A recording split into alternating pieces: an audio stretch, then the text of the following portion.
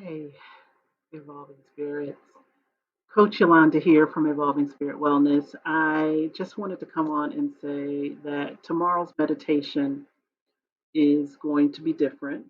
We were scheduled to continue in our inner child healing series, but I feel compelled to do something different because the energy is different. I also feel compelled to share with you something that I haven't shared in the past, but was bothering me last night. And here we are in the midst of yet another public lynching. And I find myself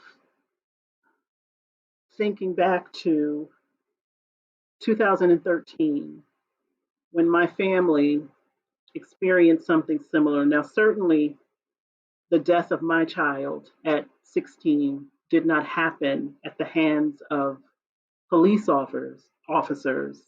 He wasn't beaten and murdered. However, his death did occur because people who were supposed to protect and serve did not. And he died. Isaiah died at school. And he died at a school that was designed to support children with developmental intellectual disabilities. And because of that, it became local and national news. The other similarity is Isaiah's death is on video. And when we got that information, my attorney called me and said, I got to go to court because there are individuals who want a copy of that video. And so I'm thinking, who in their right mind would want to see a child die? Who would want to see that? Now, Isaiah drowned in a pool. Because it was at school, everything is videotaped. So there is a tape of him. Who would want to see that? Well, initially, I did. I asked, I said, can I see it? Please, I want to see it. And my attorney said to me, if you watch that video, everything that you are doing right now to remain sane will be undone. I do not want you watching that video. But I still needed to know. And so my attorney took pieces of paper and he drew diagrams and he drew what happened, told me what happened. But I've never seen that video and I have no desire to see it. But he had to go to court to implore, to plead the case that this should not be public record. We hadn't even talked about criminal charges, civil charge. None of that had even been discussed. But the decision was made not to release the video, and it factored into all of the decisions after that. I kept saying, well, if we do this, will we have to share that video? Will someone have access to it? And if the answer was yes, then my decision was, then we're not going to do that. Because what I don't think I understood then was the amount of wickedness that exists in the world. Because it wasn't just the news media that wanted a copy of Isaiah's death video. There were people who wanted to see it because there are people in this world, unfortunately, who love to watch people die, particularly Black people. And what I've never shared, even with my own family and my own children, the number of individuals that tried to get in contact with me or did get in contact with me to express their joy in my child's death. Within days of Isaiah dying and his picture being in the newspaper, there were websites created and they still might be in existence with his picture and his name celebrating that there was one less Black N-word in the world. And all of these different comments of people celebrating, and yeah, we got another one, and we can't wait till the next one dies, and we're going to celebrate that.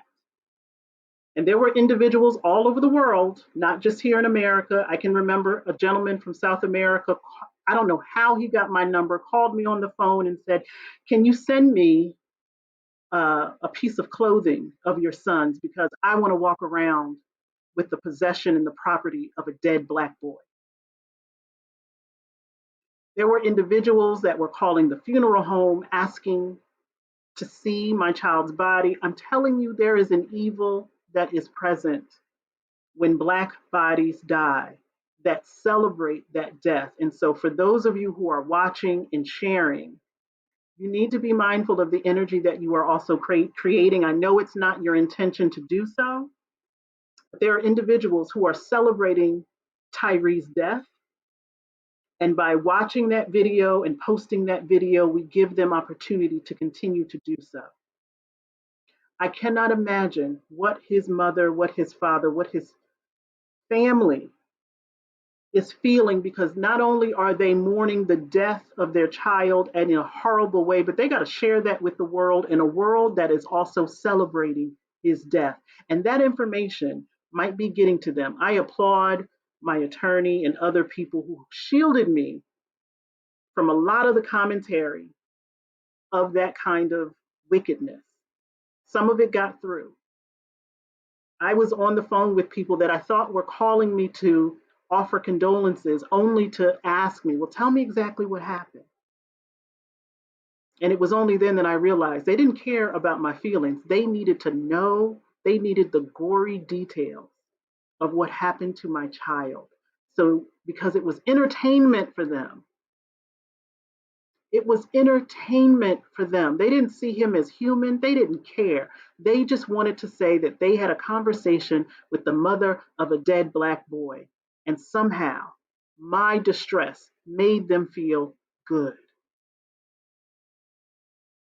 I pray that whomever is caring for Tyree's family, that they are able to filter out that nonsense.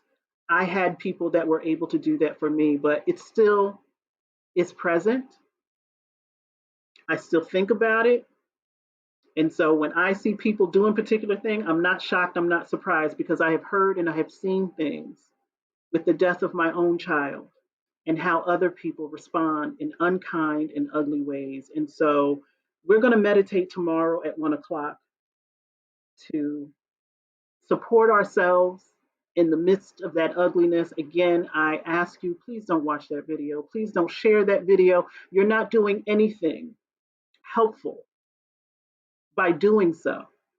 We don't need to see it to know that that young man should still be here. We don't need to know the depths of the ugliness, of the pain that his family is enduring to also feel that pain. I feel it. I know you feel it. We're going to meditate on it tomorrow. But I felt compelled to say that no one I know thinks that way. So I know that it may not be part of your intention to be part of it, but you do become part of it when you participate in the sharing of pain. My family's pain was shared for other people's enjoyment, and I'm telling you what I know to be true, that there are people who are sharing this pain just as they have shared others because they enjoy it, because for them it's entertainment. Please don't be a participant in any of that. And feel free to join us tomorrow at 1 o'clock on YouTube, on Facebook, so that we can provide some more healing instead of some more hurting. I love y'all, and I pray that you have a joy filled day.